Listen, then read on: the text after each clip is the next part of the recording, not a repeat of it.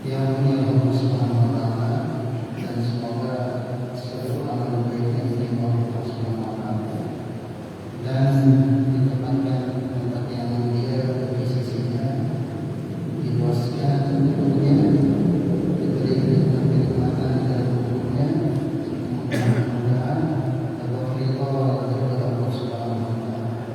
Al-Hadiyah wa al-Hadiyah as-salihah yang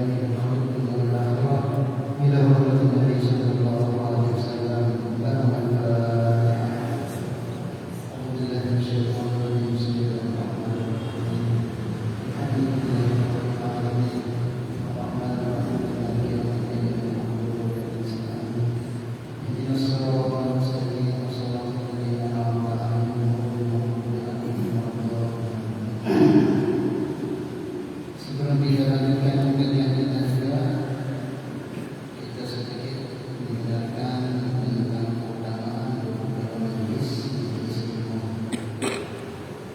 Karena majelis ilmu seperti ini majelis yang amat tinggi nilainya di hadapan Allah Subhanahu wa taala. Sehingga seumpama para ulama, orang-orang yang telah meninggal diberi kesempatan kembali ke dunia untuk buat suatu amal kebaikan, maka orang-orang yang diberi izin seumpama dia kembali ke dunia untuk amal kebaikan, maka amal yang paling mereka harapkan, yang paling mereka ingin buat jika diizinkan oleh Allah dunia amal. Maka dalam Al-Quran itu disebutkan, Rabbana absarna wa sami'na farji'na na'mal shalihan inna muqinun. Tuhanku, aku telah melihat dan mendengar keadaan yang ada di kubur. Farji'na, berikan kesempatan ya Allah, kembalikan dunia amal shalihan untuk amal shalihan. Jadi pertanyaannya, kalau seumpama diberi izin, amal apa yang akan mereka buat? Amal apa yang mereka buat? Ulama katakan orang tersebut tidak akan buat amalan-amalan yang lain melainkan hati majelis ilmu. Dia tidak akan tahajud, dia tidak akan berjihad, dia tidak akan sedekah, dia tidak akan zikir. Yang dia akan cari apa?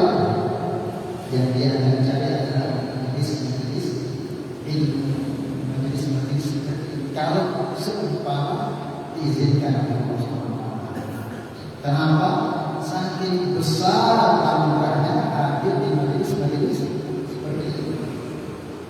Yang mungkin sekarang kita kayak masalah tidak ada nilainya, tapi di hadapan Allah amat besar sekali. Dalam satu riwayat yang mulia dikasih kita sallallahu alaihi wasallam, beliau pernah mengatakan kepada seorang sahabat beliau, Ibnu Mas'ud radhiyallahu ta'ala anhu, supaya kita sepakat hadir di majelis ini. Ya Ibnu Mas'ud, hai Ibnu Mas'ud, Nabi sallallahu. Hai Ibnu Mas'ud, dulu juga dudukkan di majelis ilmu, di dalam majelis ilmu yang seperti itu. Bahas al-haram, bahas tentang hukum agama, amal, bahas tentang kebesaran Allah, pentingnya sunnah Rasulullah, pentingnya persiapan kehidupan setelah kematian. Majelis seperti ini disebut majelis ilmu. Sangat sesaat, dudukkan sesaat di majelis ilmu. Sampai Nabi bagi sesaat apa? Bisa 1 jam, bisa setengah jam, bisa semuanya sesaat, sebentar. Dudukmu sesaat di majelis ilmu. La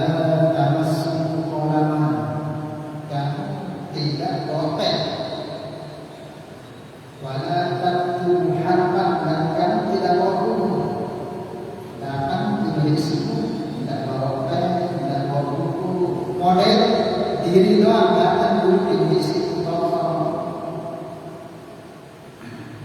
yang demikian itu khairun laka, baik bagimu min ittian fi raqabatin, daripada memerdekakan 1000 hamba sahaya.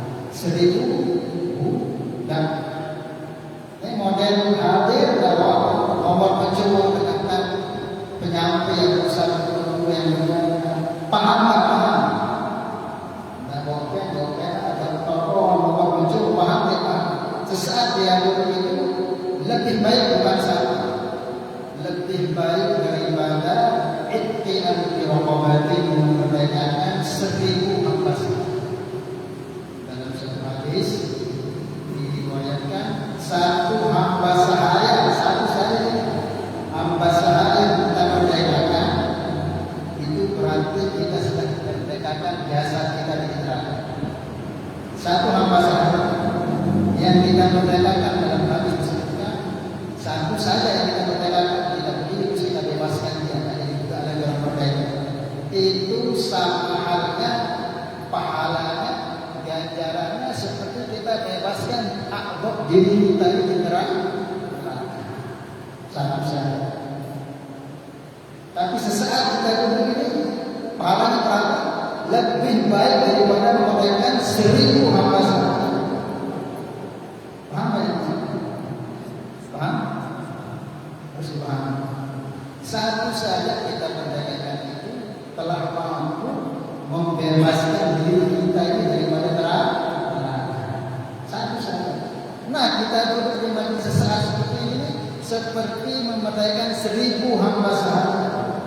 Malah besar majelis seperti ini. Nah, maka tak heran disebutkan yang sebentar itu serupa dikasih orang-orang yang mati kesempatan amal soleh lalu kembali ke dunia, tapi tidak bisa. Seperti nasi soleh di kubur tidak bisa. Seumpama, maka apa yang mereka akan buat akan mereka cari majelis ilmu besar. Maka orang itu akan malas nanti di majelis ilmu. Nah, insya Allah orang tua kita yang meninggal itu husnul khotimah, karena beri ahli majelis. Orang-orang ahli majelis itu orang-orang yang dirindukan oleh para malaikat. Biasanya kalau yang sekop hadir di majelis ini, karena dalam setiap majelis ini malaikat banyak. Nah, kalau orang istiqomah dulu di sini, kok dia nggak hadir atau satu mungkin, maka para malaikat cari mana sih bulan ini sering istiqomah banyak tidak ada di sini. Maka dia sakit. Maka semua malaikat mencari ke rumahnya menjemput dia. Kalau dia ada di masjid, ahli majelis ini takkan dia akan malaikat. Walaupun dia takkan kalau dia sakit dia boleh barang malaikat. Maka penting banyak dari utama hadir di majelis ilmu. Supaya kita semangat. Kenapa penting kita duduk di majelis ilmu?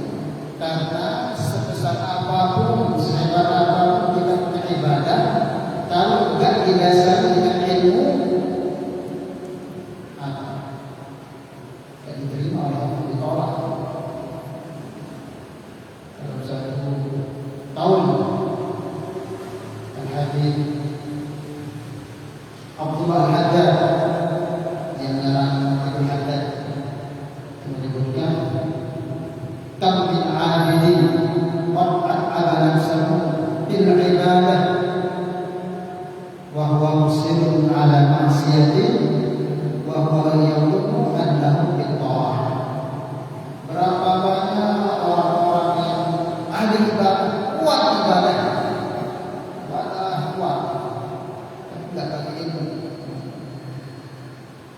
Wa huwa musirrun bi ma'siyatin, ibadahnya itu dibarengi dengan maksiat kepada Allah Subhanahu wa taala. Wa huwa yaqulu annahu bil ta'ah, tapi dia sadar amalannya amal taat. Gimana? Dia sholat tahajud, tapi dia senantiasa ibadah. dia puasa masih juga bicara Allah. Dia buat apa-apa kebaikan yang begitu banyak, hatinya akan dijaga daripada hasad tinggi kepada saudaranya. Ini ibadah seperti ini ditolak oleh Allah. Gugur dia dari Allah. Penting kita ngaji supaya kita tahu. Maka kita ajarkan banyak amal. Jangan baru kita yang baru kita pikirkan banyak orang. Yang paling kita pikirkan itu bagaimana amal diterima. Ini yang paling kita pikirkan. Al-Imam Ahmad bin Abdullah dia mengatakan dalam kitab Al-Qaidul Minan, la yakun hamuka liyadil amal. Jangan jadi pusat perhatian kita hanya orang yang puasa. Itu puasa wajib, itu puasa wajib. Itu hari ini. Jangan itu tok dari perhatian. Tapi kita memikirkan bagaimana puasa diterima, hadir di majelis diterima, zikir diterima. Bagaimana caranya? Seperti tadi. Jaga. Kalau kita banyak ibadah, kita memuji terus. Amal kita akan dikongkong sama orang kita mungkin aja. Amal kita akan dihabisi sama yang kita mungkin sebelum kita minta maaf. Orang kita asal kita ini semua akan berusaha amal kita. Maka dari Allah SWT nanti dengan kita ngaji dengan kita otomatis akan ada masukan sih kita ada. Maka ngaji seperti ini juga perlu sekali-kali kita berasal. Sebanyak yang kita hati di masjid termasuk barokah karena setiap saat ada majelis ini dibuat. Nah sekarang kita ini berubah masalah. Adakah perubahan dalam diri saya ketika saya hadir di majelis ini? Itu menjadikan hadir lalu tidak ada perubahan di mulut kita. Mulut kita masih terus kita terjaga. Hati kita terus kita biarkan macam-macam dia buat. Ini namanya orang yang tidak dapat hasil dalam hal ini. Maka niat kita. Nanti dari sini niat untuk yang lebih baik. Supaya sekali lagi ada perubahan. Tambah takut kita kepada Allah, tambah takut kita dengan Allah, tambah hidup kita dengan akhirat, tambah cinta kita kepada saudara muslim kita, tambah hidup kita berjumpa dengan Rasulullah. Tapi kalau masih biasa saja ada perubahan, tampak kurang cinta kita dengan dunia. Ngaji kok dunia semakin kuat, perlu diperbaiki lagi. Urusan dia, bagaimana kalau Allah Subhanahu Wa Taala kita lanjutkan kajian kita masuk ke dalam pembahasan mengenai dalil. Bismillahirrahmanirrahim.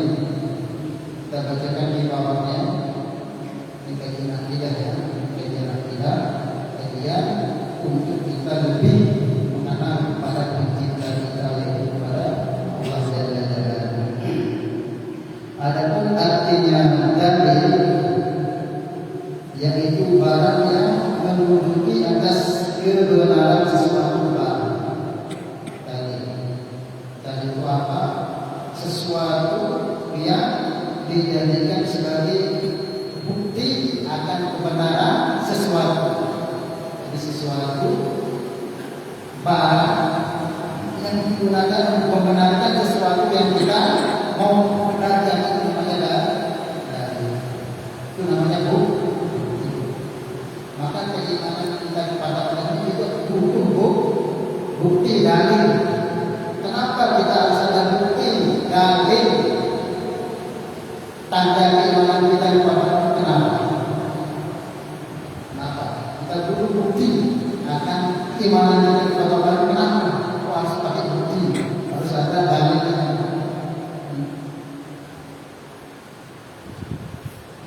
Kita lagi ilmu akhirnya ilmu orang kita harus lakukan karena Allah Subhanahu Wa Taala zat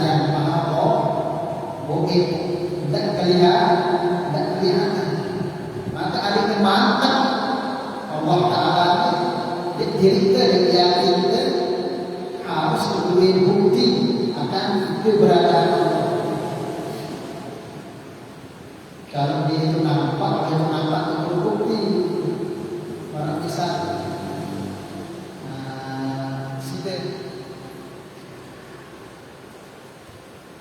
tahu dia pasti di center. Tahu aku bukti kita. Wah sembahyang itu, wah sembahyang. Jadi tak perlu bukti sudah karena sudah dia salah bisa tak perlu bukti.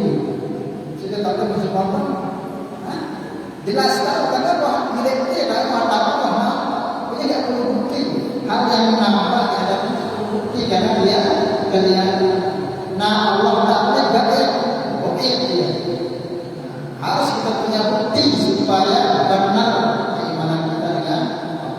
Nah bukti inilah disebut sebagai dalil. Disebut sebagai dalil. Nah kemarin sudah juga yang bahas.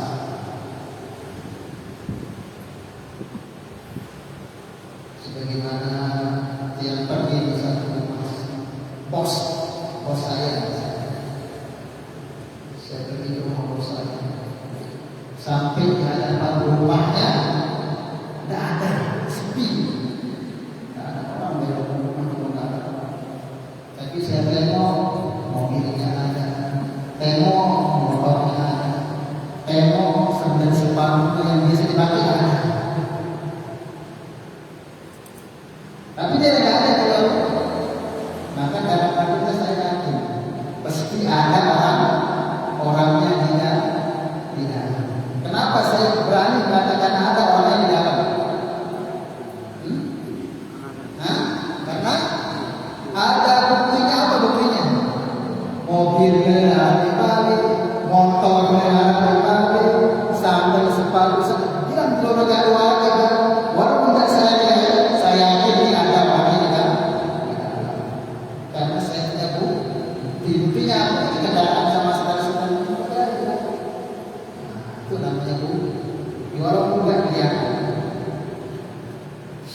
Maka jangan kita pahami segala yang kelihatan itu tidak ada salah. Segala yang kelihatan itu tidak ada salah. Ada sesuatu ada walaupun tidak kelihatan. Contoh apa? Ada benda yang terkait darah.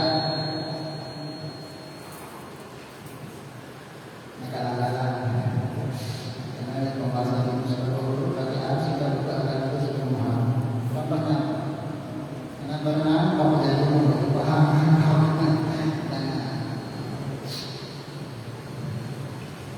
Contohnya apa? Arah timur dan arah barat.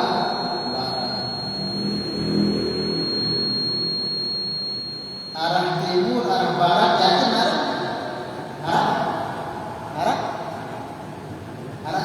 timur itu arah barat. Arah timur itu apa? Barat. Yakin ada? Coba gimana rupanya? Gimana rupanya arah timur barat? Bola. Warnanya putih dan coklat. Ada nggak? Bisa nggak dibuktikan rupanya? Bentuknya bisa? Nggak bisa, tapi ada kan? Pasti paham. Apa? Ya. Ini maksudnya apa? Bahwa jangan kita pahami segala yang nggak nampak itu nggak ada. Kenapa? Wah, aku dalam musik nampak, yakin aku kita ada. Bukan bohong. Bukan berarti yang nggak nampak juga. Seperti tadi, orang barat sudah sebut aja. Itu orang barat orang timur. Udah ketua ini pun barat timur itu tidak ada. Nggak bisa dibalik itu nggak bisa. Tapi kita yakini itu ada. Nah, segitu juga pertama. Gak kelihatan tapi maka untuk supaya tambah yakin kita dengan Allah, butuhlah kita kita dalil untuk apa? Untuk menguatkan yakin kita akan keberadaan Allah Subhanahu. Maka cara kita menyayangi kepada Allah, tidak iman kepada Allah, kok tak punya bukti, tak punya dalil. Kemarin minggu sebulan kemarin kita bahas orang seperti ini sah imannya tapi berdosa karena dalil. Itu dikatakan sebagai taklid sahih. Sah taklidnya cuma dia berdosa karena tidak tahu dalil dan tidak bukti akan adanya Allah yang biasa. Sah dia tapi berdosa. Gimana supaya tahu dalil? Nah, ngaji. Tidak supaya tahu.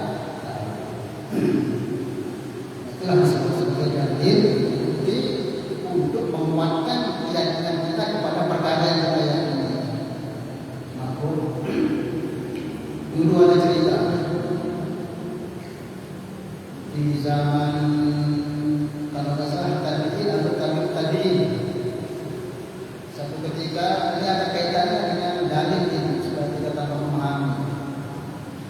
Zaman dahulu di kerajaan zaman tabi'in, zaman Imam Abu Hanifah dengan ngantuk. Raja berkumpul dengan para ulama-ulama yang ada di kerajaan tersebut. Buat acara. Pokoknya raja hadir, semua menteri hadir, dan ulama-ulama yang ada di kerajaan diundang dan ada di kampung negeri itu diundang. Di tengah acara itu tiba-tiba ada seorang ateis. Baik, ateis ini siapa? Ateis ini orang yang tidak percaya Tuhan, dia bertuhan dengan ateis. Sama dengan komunis yang percaya bahwa tiba-tiba dia datang. Kemudian dia katakan ulama-ulama yang banyak, hei ulama umat Islam, kalian katanya menyembah Allah. Coba beritahukan kepadaku di mana rupa Allah. Kalau kau bisa jelaskan rupanya Allah, aku akan beriman. Tapi kalau kamu nggak bisa buktikan rupanya bentuknya Allah, tapi buktimu kalah, maka kamu itu akan. Ulama kata Allah itu ada, sebagian ulama Allah itu ada, tapi Allah itu nggak bisa diserupakan karena dia laisa kamitslihi syai'. Kalau nggak bisa diserupakan dia bukan makhluk, nggak bisa diserupakan. Itulah aku mau tahu yang penting apa ini bagaimana upaya Allah. Kalau nggak kamu bisa dapatkan berarti kamu semua ini bohong saja. Kamu menyembah perkara yang tidak ada.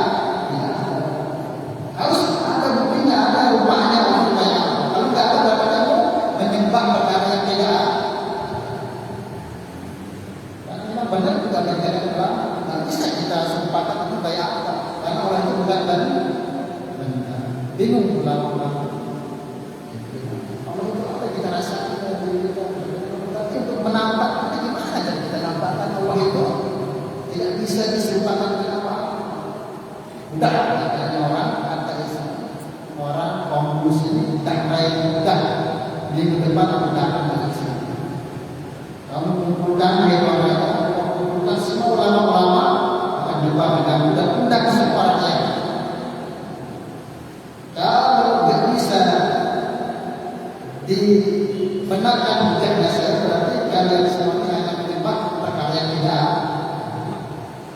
Itu saya datang dulu. Ada betul di situ musyawarah bingung. Mereka yakin Allah itu apa? Cuma untuk dibentuk rupanya warna itu nggak bisa. Gimana cara? Apa ini? Dari saya bingung lah. Siapa yang akan mampu menjelaskan nanti kalau jadi pertemuan? Kalau nggak ada yang mampu berarti hujah kita dan bagaimana komit nggak akan berkata. Kalau kita orang membuat semua jadinya. Kalau kita ada yang berani melawan lebih melawan, karena mereka nggak akan berani disebabkan seperti itu. Akhirnya ada seorang ulama mengatakan, hei raja, di pojok negeri sana itu ada ulama besar tapi tidak terkenal. Wow, takwa, sholat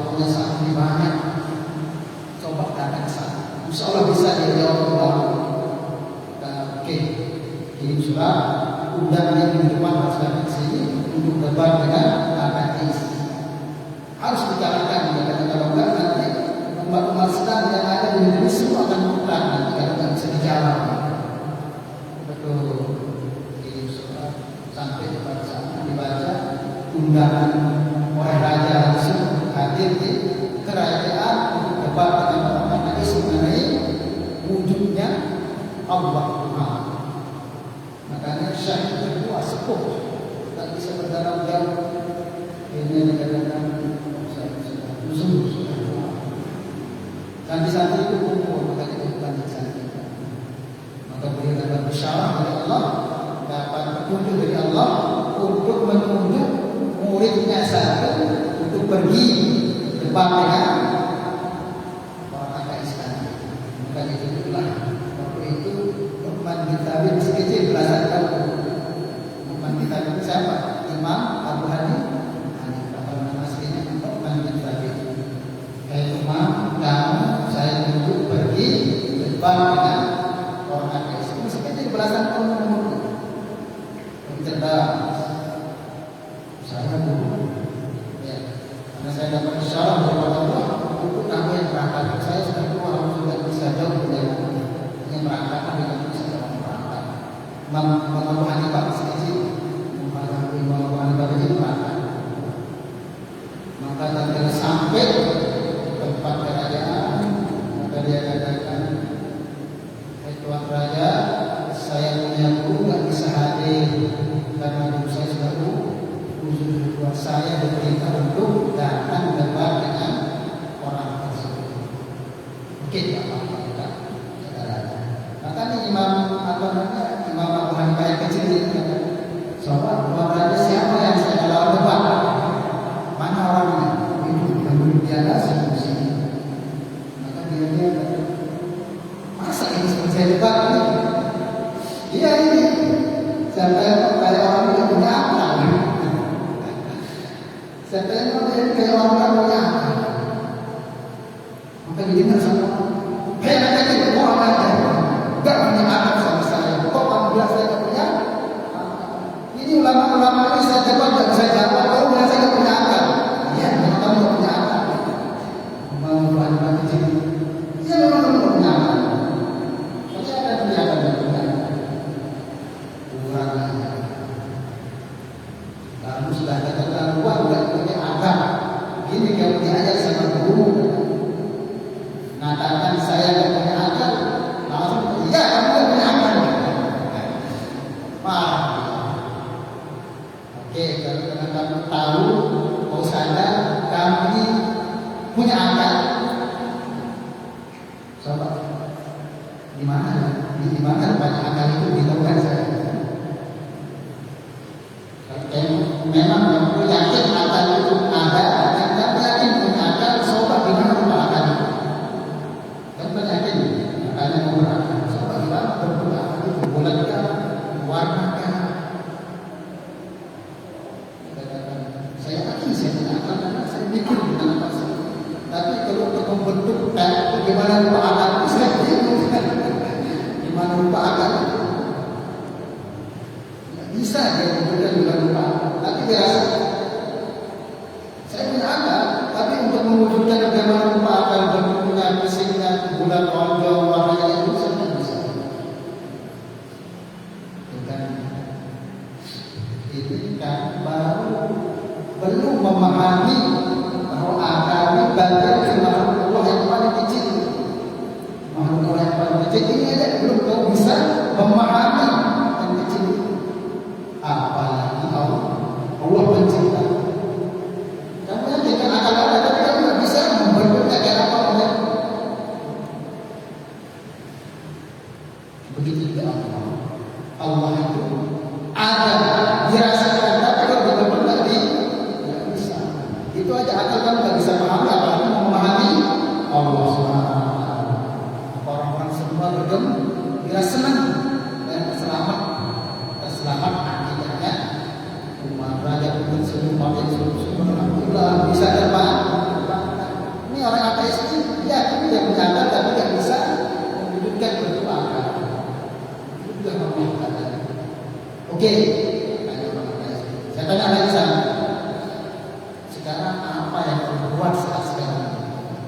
sekali Tuhan yang apa yang membuat Allah bersembah sekarang. Maka Imam Abu Hanifah tadi mengatakan, maaf Tuan Raja, tadi Tuan Raja mengatakan kalau yang kalah debat maka dia harus dulu dari porsi yang menang harus naik. Oh ya, kamu saya turun karena kamu kalah. Kamu orang berarti rumah naik ke atas. Terus naik ke atas, kamu bisa. Tahu enggak? Kamu apa yang dilakukan kalau sekarang? Yang kamu lakukan menurunkan kamu di kursi dan menaikkan aku ke kursi kemuliaan. Yang kamu lakukan apa sekarang? Menurunkan kamu di kursi kemuliaan ini dan menaikkan aku di kursi kemuliaan ini. Inilah yang dilakukan Allah sekarang. Jadi tambah jawab dengan akal tak perlu pakai dalil Al-Quran. Itu dengan akal itu anak kecil itu langsung terbang, bahkan langsung terjawab selamat di saat itu akidah sama negara. Kalau nggak bisa dijawab itu bahaya sebenarnya. Dengan akal. Nah itulah namanya dan jangan kita pahami perkara yang tidak tampak itu tidak ada. Timur barat apa tidak bisa wujudkan. Nah, itulah yang namanya dalam. Kemudian ada pun dari wujud Allah Ta'ala dan segala sifatnya adalah yaitu memadai dengan dalil ijmali, yaitu keadaan bumi, langit dan bara yang ada. Nah, sekarang kita bahas bukti adanya Allah itu apa? Yaitu wujudnya alam semesta.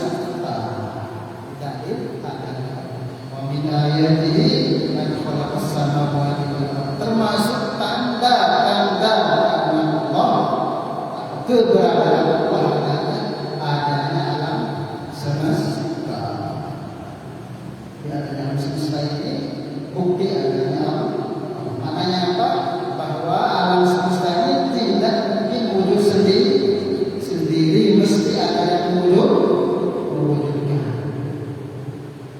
Saya tanya, ini aqua, tanya saya, ini aqua, saya katakan langsung aja tiba-tiba dia ada di situ, langsung tiba-tiba dia muncul di situ, tidak ada yang bawa, tidak ada yang tahu, tapi terus ada di sini, wujud sendiri di sini. Percaya? Percaya? Kenapa? Tidak mungkin. Tentu ada yang menaruh letakkannya di sini. Ada yang menciptakan, membuat, walaupun mungkin kita tidak tahu, tapi kita yakin tidak mungkin aku ujung-ujung terus bergerak, plastiknya terus masuk airnya, terus dipotong, tidak mungkin. Mesti ada yang membuat, mesti walaupun kita tidak tahu. Pada yang kecil aja kita akan tolak kalau dia mengisi ini, apalagi alam semesta. Maka bukti adanya Allah yaitu adanya alam semesta. Ini bagi kita yang baru-baru ngaji akidah, ini sudah bukti adanya Allah adalah adanya alam semesta. Tapi kalau sudah sering kita ngaji, kita balik dia, kita balik. Yang kita jadikan bukti adalah yang wajib wujud, yaitu Allah. Paham? Kalau sekarang tak apa-apa, adanya alam semesta, tapi adanya Allah. Tapi nanti kita ngaji, lama mengaji, bukan lagi kita baca sudah adanya Allah ini lah bukti adanya alam semesta. Kalau tadi yang das atau yang mungkin wujud kita jadikan dalil adanya Allah. Nanti kalau sudah sering ngaji kita baca Allah lah bukti adanya alam semesta. Kenapa? Kalau ini terus yang kita jadikan bukti nanti kalau alam semesta hancur, habis semua, hilang dan bukti itu. Kalau sudah semua dihancurkan oleh Allah, maka kita tidak yakin adanya Allah Ta'ala. Setelah alam semesta itu bisa dihancurkan habis, kemudian Allah Ta'ala. Saya tanya sih, yakin adanya Allah? Yakin? Ya, bagaimana? Yakin adanya Allah? Yakin. Apa buktinya? Apa buktinya? Tidak bisa mengeluarkan bukti karena alam semesta sudah hancur, tidak ada artinya kecuali Allah. Tidak ada itu sudah. Ini semua sudah hancur, yang ada hanya Allah. Kalau saya tanya, yakin sudah ada Allah? Ya yakin, buktinya bisa mengeluarkan bukti karena sudah tidak ada apa-apa. Terpaksa kita katakan Allah tidak. Itu kalau kita jadikan interpretasi tidak. Tapi kalau kita jadikan Allah adalah bukti alam semesta, Allah adalah zat yang paling wujud, bukti adanya alam semesta. Maka kalau alam semesta hancur, Allah ada, ya Allah tetap ada. Paham maksudnya? Semoga Allah paham. Itulah dalilnya inna fi khalqis samawati wal ardi wa ikhtilafil laili wan nahari la ayatin liulil albab. Sesungguhnya dalam penciptaan langit dan bumi dan bersihnya pergantian siang dan malam terdapat bukti tanda-tanda keagungan Allah bagi orang yang beramal. Mungkin itu saja. Semoga bisa dipahami ya. Tidak selalu paham. Jangan sampai nanti karena tidak paham apa lagi. Jangan. Dan tadi yang sampaikan besarnya paling tadi itu mungkin ilmu paham tak paham bahwa kita open buku pahalanya lebih baik daripada yang 1000 budak. Ini apalagi malah bapak ini masya Allah open lebih lagi besar pak. Tadi yang membuat berdosa apa ini seperti pahala lagi dengan sahabat menulis besar lagi pahala yang mampu.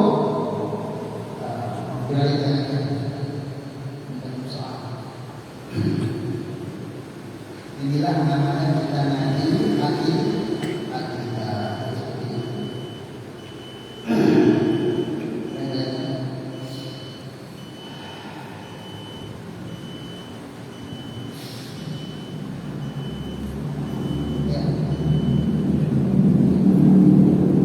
Bagaimana lagi dengan seorang motor?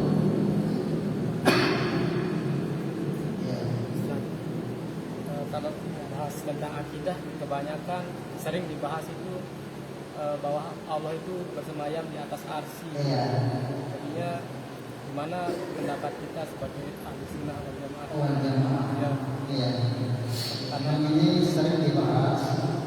Kan sudah selesai sebenarnya pembahasannya. Kalau kita cuma dikunci lagi masalah ayat Al-Quran Ar-Rahman 'alal 'arsy istawa. Allah itu bersemayam di atas. Yang perlu kita pahami bahwa makna dari bersemayam ini banyak sekali, hampir ratusan makna. Istawa itu ratusan hampir maknanya, termasuk bisa bertempat, bisa menguasai, bisa meliputi, bisa duduk, dan banyak lagi. Maka makna yang harus kita ambil dengan makna istiwa itu supaya kita tidak salah, supaya tidak kita salahkan Allah dengan makhluknya, maka kita maknai dengan makna yang sesuai dengan keagungan Allah. Kalau kita maknakan bertempat, Allah itu bertempat di atas arsy. Apa bedanya Allah dengan kita? Abdi lagi duduk mengajar di masjid, Allah lagi duduk bertempat di arsy. Dan sama saja Allah dengan kita. Kalau orang itu duduk berarti Allah itu butuh. Kalau Tuhan butuh berada kepada makhluk, bukan Tuhan. Paham? Bukan Tuhan.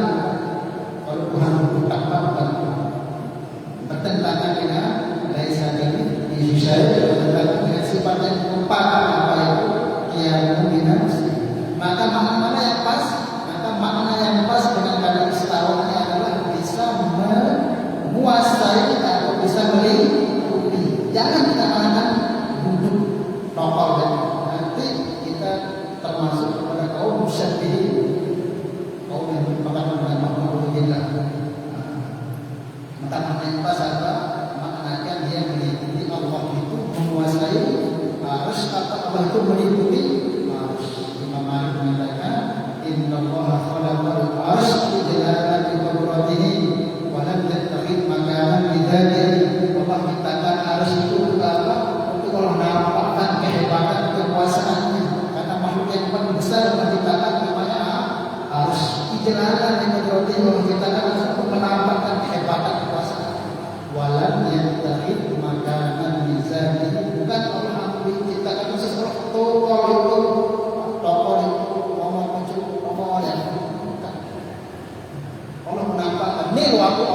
menciptakan arus yang begitu besar.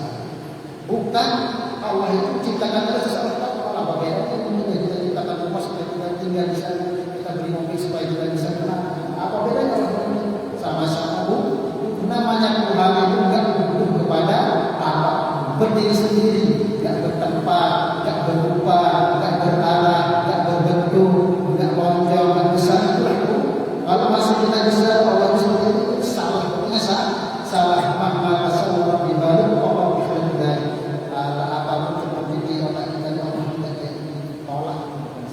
Paham? Bisa dimana? Paham? Apa? Lagi satu Ustaz. Tadi paham ini dulu, Ya. supaya nanti tidak ditanyakan lagi muter lagi ditanya. Bisa dipahami ya? Kemudian, Yang lagi satu, bagaimana kita memaknai kalau Allah turun ke langit dunia di sepertiga malam. ya, ini pun juga sering dibahas masalah Allah turun ke langit dunia di sepertiga malam. Yang ada hadis. Maknanya pokoknya jangan kita maknai Allah turun naik dah. Itu kita maknai dengan makna yang supaya selamat kita tidak menyamakan dengan makhluk. Yang turun itu adalah rahmatnya Allah. Bagi orang yang berdoa di saat itu yang muslimah akan turun rahmat Allah di saat itu. Bukan Allahnya turun naik. Kalau turun naik itu apa bedanya dengan kita? Berarti kalau turun naik itu namanya butuh arah. Jihad itu depan belakang atas bawah itu nama jihad. Nah kalau turun naik berarti Allah berjihad. Berarti kalau Allah itu berjihad sama halnya dengan kita. Berarti bukan Tuhan namanya Allah kalau butuh turun naik butuh jihad. Maka maknakan Allah itu turun di sepertiga malam, maknanya rahmatnya Allah yang turun, bukan zatnya Allah. Allah itu tidak pernah butuh kepada jin. Paham?